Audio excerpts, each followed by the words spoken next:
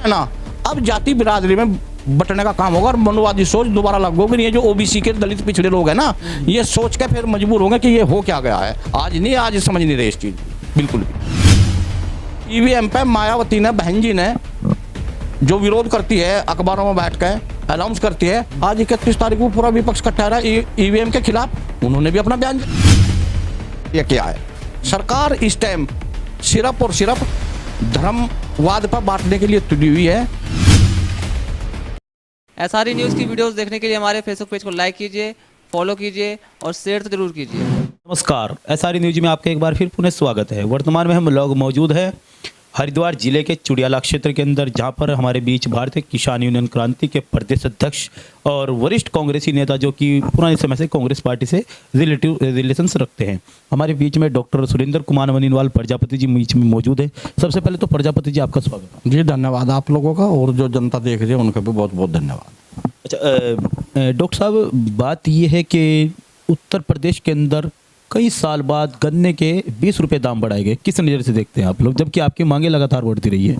भाई देखिए, तो किसानों के लिए जी तोड़ मेहनत कर रहे, उनके धरने प्रदर्शन लगातार कर रहे। 17 साल में 80 रुपये गन्ने पर बढ़े हैं, जबकि अगर 17 साल का हम इतिहास उठा कर देखा तो पेट्रोल, डीजल और खाद की कीमतें जो है दूनी तीनी चौगुनी कर दी। और गन्ने पे जो ये बढ़ोतरी की है, ये किसानों को ठगने का कार्य क्या है, लॉलीपॉप देने का कार्य क्या है। सरकार इस टाइम सिर्फ और सिर्फ धर्मवाद पर बांटने के लिए तुली हुई है। किसी तरह से भी अपना प्रोपगंडा साबित हो और साबित होकर सत्य हत्याने का काम कर रही है। मेरी समझ में ये नहीं आ रही है ये किसान क्या रही है, जबकि किसान इस देश का अन्नदाता है, जिसकी अनाज उत्पन्न करने से हम उस अनाज को खा के काम पर जाते हैं और ये पूरी जनता का पेट भरने का काम कर रहे हैं। तो ये ठगने का कार्य कर रहे हैं बिल्कुल। आपने कहा कि देश के अंदर धर्मवाद फैला करके नफरत की बात की जा रही है। अभी अयोध्या के अंदर राम मंदिर का कल उद्घाटन भी होना है, मूर्ति प्राण प्रतिष्ठा है, किस नज़र से देखते हैं आप उसको? देखिए, ये तो भारतीय जनता पार्टी का अपना 2024 का चुनाव लड़ने का तरीका है। बहुत अच्छी बात है, इन्होंने करें सिर्फ और सिर्फ चुनाव लड़ने का तरीका अपना रहे हैं। और ख़ासकर मैं इस बात को आपको अवगत कराना और जनता को भी कहना चाहता हूँ कि मेरी बैक साइड में मंदिर है। मैं मंदिर में मुझे जो कम से कम 1.5 महीना हो गया, जबकि मुझे हिंदू होने का प्रमाण पत्र भाजपा से लेने की जरूरत नहीं। और मैं समझता हूँ किसी भी हिंदू ने प्रमाण पत्र लेने की जरूरत नहीं है, क्योंकि हमारा प्रमाण पत्र परमपिता परमात्मा ने दे रखा, जिसकी हम सुबह भी पूजा कर सकते हैं, शाम को भी पूजा कर सकते हैं। हमारे घर में मूर्ति रखी, मैं उसकी पूजा करता हूँ, हमारी मिसेज भी पूजा करते हैं, वो मंदिर भी जाती है। मेरी समझ में ये बात नहीं आ रही कि भाई अयोध्या में क्या खास बात है।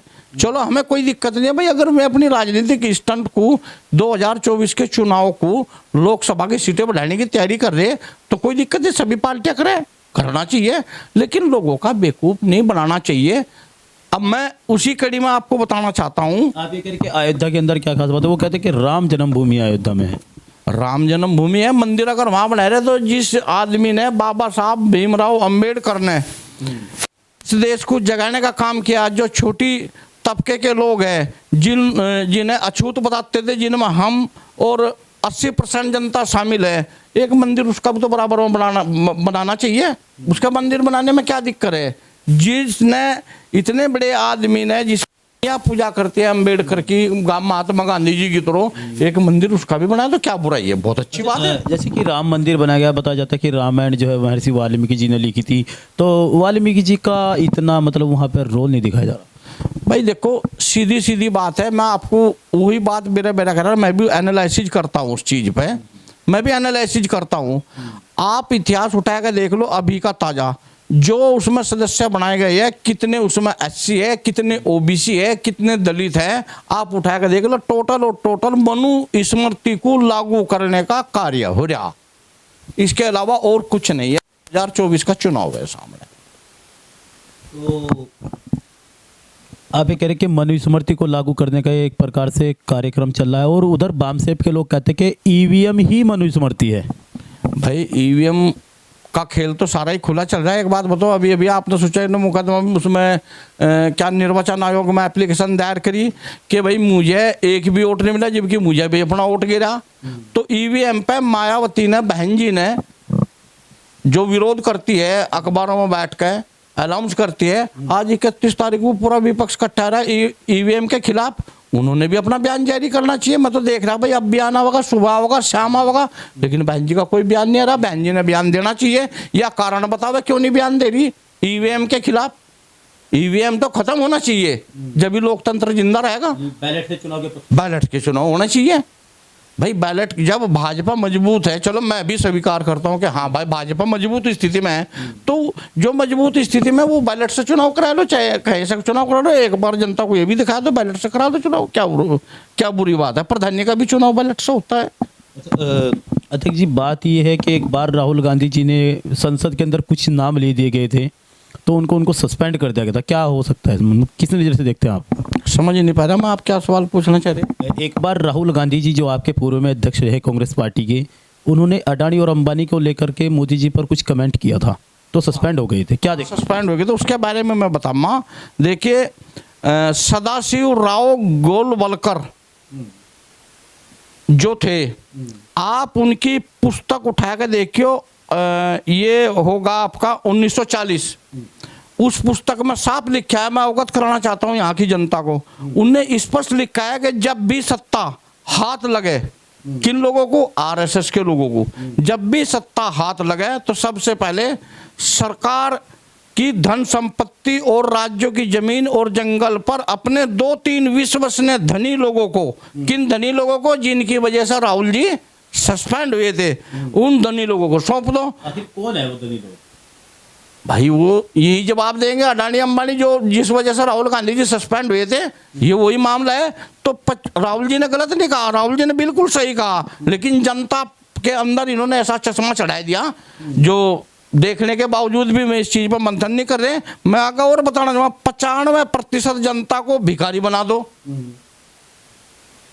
कैसे भिखारी बना दो कि बच्चों को पढ़ने का सिस्टम खत्म कर दिया, मंदिर में जाकर पूजा पाठ करो, शंख बजाओ, घंटा बजाओ, इसके अलावा, जबकि ये काम तो बुढ़े आदमी ने करना चाहिए। हमारे युवाओं को कह दिया कि घंटा बजाओ, इसी में तो सब कुछ लिख लगा। और इनके बच्चे लंदन और दून जैसे कॉलेजों में पढ़ते हैं। तो धनी 95% भिखारी बना दे और उसके 7 जन्मों तक सत्ता हाथ में आपके रहेगी, नहीं जाएगी। और ये भी गोलवलकर जी ने साफ कहा है, मैं अवगत कराना चाहता हूँ कि मैं सारी जिंदगी अंग्रेजों की गुलामी करने के लिए तैयार हूँ। सारी जिंदगी अंग्रेजों की गुलामी करने के लिए तैयार हूँ। लेकिन गोवलकर तो आरएसएस के बड़े प्रचारक। हाँ, बिल्कुल आरएसएस के थे। लेकिन ये सुनो आप, लेकिन जो दलित और पिछड़ों और मुसलमानों को बराबरी का अधिकार देता हो या देती हो जो सरकार, ऐसी आज़ादी मुझे नहीं चाहिए। और आज के टाइम में जो हमारे दलित भाई है, जो ओबीसी वर्ग है, वो बिल्कुल भी इस चीज को पढ़ा लिखा होने के बावजूद भी इस चीज को नहीं देख रहा जो गोलवलकर जी ने कहा था। और इसके पुख्ता प्रमाण मेरे पास है और आपके पास भी है, इतिहास में भी है। तो क्या लोकसभा चुनाव में क्या भूमिका हो सकती है आपकी? क्या जानकारी ये मिल रही है कि सूत्रों के माध्यम से क्या आप अपने बेटे को हरिद्वार लोकसभा क्षेत्र से भी कहीं ना कहीं किस्मत आजमा सकते हैं? देखिए, जिनको विक्रांत मैनवाल बोलते हैं, मतलब देखिए विक्रांत बेटा है, समाज का छोटा बेटा है, प्रजापति विक्रांत। वो पढ़ा लिखा है, वेल एजुकेटेड है, LLB और LLM है। वो उसे अपने तैयारी करने की सूझबूझ है। लोकतंत्र में कोई कहीं से भी तैयारी कर सकता है, लेकिन मेरा जो मानना है सही जवाब तो वही दे पाएगा बेटा ही, या वहाँ की जनता देगी। वे क्या चाहती है, अगर जनता चाहेगी तो वो चुनाव लड़ेगा। लेकिन फिलहाल बड़ा चुनाव है, इन परिस्थितियों में हम छोटे समाज के लोग होते हैं, हम ये बड़े चुनाव बड़ी मुश्किल लड़ पाते हैं, क्योंकि हमें चारों तरफ से सपोर्ट नहीं मिल पाता है। तो इस चीज़ का जो जवाब है वही देगा। और मुझे लग रहा है ऐसा कि अगर वहाँ की जनता स्वीकार करे तो ये नहीं तो विधानसभा का चुनाव कहीं ना कहीं वो लड़ेगा। अभी हाल ही में उत्तराखंड की प्रदेश प्रभारी पार्टी की अध्यक्ष भी रही है राष्ट्रीय उपाध्यक्ष शैलजा जी आई थी, और उनसे आपकी कुछ वार्तालाप हुई है। और जानकारी ये भी है कि आने वाले 28 जनवरी को जो है पार्टी के राष्ट्रीय अध्यक्ष मल्लिकार्जुन खड़गे जी देहरादून आ रहे हैं। तो किस नज़र से देखते हैं, क्या मतलब क्या रहेगा? शैलजा जी एक हरियाणा की भूमि से निकल कर आती है और दलित समाज से ताल्लुक़ रखती है और कांग्रेस की बहुत भारी भरकम नेता है। और जब मैं यूथ कांग्रेस का प्रेसिडेंट था उस टाइम वो हमारी प्रभारी रही है और ये उत्तराखंड का सौभाग्य है कि उन्होंने ऐसा प्रभारी मिला है। तो मेरी उनसे बातचीत हुई है और पहले भी हुई है। तो 28 तारीख को संभावित प्रोग्राम खड़गे जी का है। खड़गे जी भी दलित समाज से निकल कर आते हैं और ये दोनों नेता ग्रास लेवल के हैं, जमीनी पृष्ठभूमि से निकल कर आते हैं। तो उत्तराखंड की भूमि में उनका स्वागत है और जैसा भी लोकसभा चुनाव का या जो भी खड़गे जी का आदेश होगा उसका हम लोग अपने प्रदेश अध्यक्ष के नेतृत्व में करण महाराज जी के बड़ी ताकत से उनके जो भी उनके बात होगी लोकसभा चुनाव से संबंधित या जिससे भी संबंधित कांग्रेस पार्टी के हट में बड़ी ताकत से वो लड़ाई लड़ेंगे। अध्यक्ष जी, उत्तराखंड के रुड़की के अंदर आज भारतीय किसान यूनियन क्रांति के कार्यकर्ताओं ने जोरदार धरना प्रदर्शन किया है। क्या मामला रहा था वो पूरा का पूरा प्रकरण? देखिए, आज हमारी युवा आक्रोश रैली थी, उसमें काफ़ी संख्या में युवा पहुंचे हैं। तो काफ़ी संख्या में युवा इसलिए पहुंचे हैं कि वे युवा दुखी है। जैसे आज भारतीय जनता पार्टी घर घर एक संदेश भेज रही है, मेरे पे भी संदेश आया है, मैं सम्मान करता हूँ उस संदेश का, लेकिन मुझे उम्मीद ये है कि भारतीय जनता पार्टी इसी प्रकार हर घर घर जाकर जो युवा मेरे पढ़े लिखे हैं हर घर जाकर उनकी छटनी करके उनको सरकारी नौकरी देने का काम करे। अगर ये सरकार इस चीज़ को करती है तो भारतीय किसान यूनियन, कोई सी भी यूनियन है, हमारा सबका एक ही एजेंडा है। कोई भी यूनियन है, चाहे बाबा साहब की हो चाहे कोई सी भी यूनियन है, तो हम सब लोग इनको बधाई देंगे और हमें उम्मीद है कि ये जैसे इन्होंने प्राण प्रतिष्ठा के लिए, मैं इसका भी सम्मान करता हूँ, ऐसे ही युवाओं की प्रतिष्ठा बचाने के लिए, समाज की प्रतिष्ठा बचाने के लिए हर घर में जाना चाहिए और वहाँ कहना चाहिए कि आपके पास कितने बच्चे हैं, 2 बच्चे हैं, भाई ग्रेजुएशन कौन सा है, GU है, BU 10वीं में है, तो उस ग्रेजुएशन लेवल के आदमी का नाम लिख कर उसके बच्चे का और उसको नौकरी देनी चाहिए। ये तो बहुत बढ़िया पहल होगी, लेकिन मुझे लगता नहीं कि भारतीय जनता पार्टी ऐसा करेगी, बिल्कुल नहीं करने की। उसने सिर्फ जो है अब धर्मवाद की राजनीति करी। कुछ दिन में देखियो, आप तो युवा हो, हम तो 50 पार करने वाले हैं, आप तो युवा, आप देखते रहना।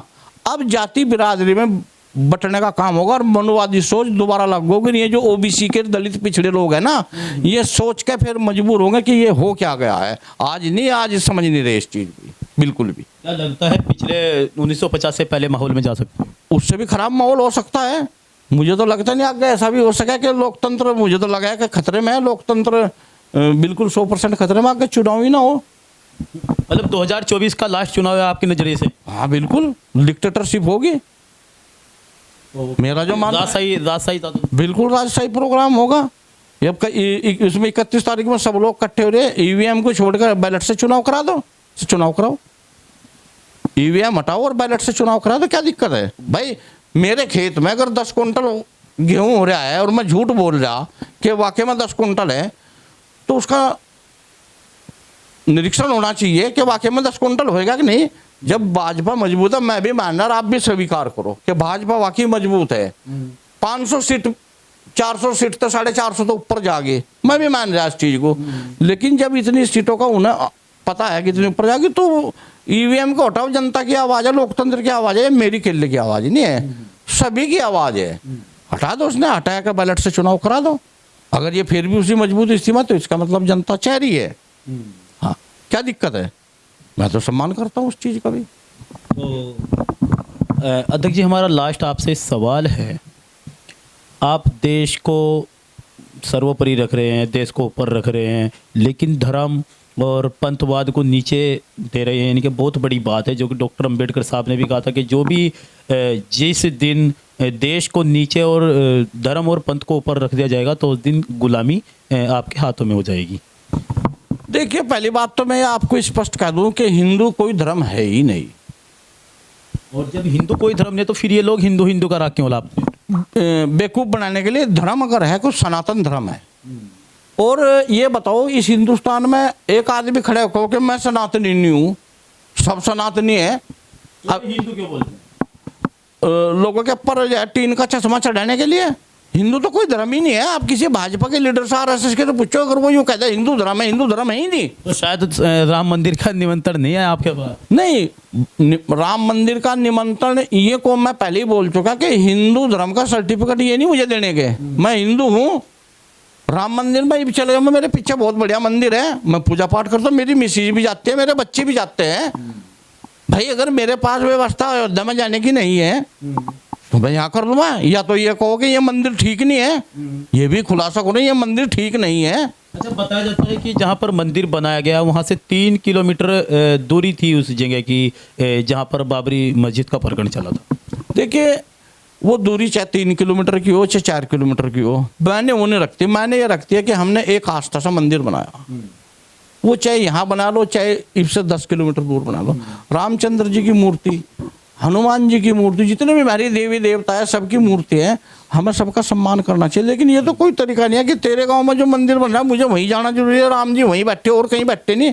पर राम जी तो मेरे भी दिल में है। अम्बेडकर जी ने इस हिंदुस्तान को क्या कुछ नहीं दिया, एक मंदिर उसका भी बनाओ, हम वहाँ भी जाएंगे।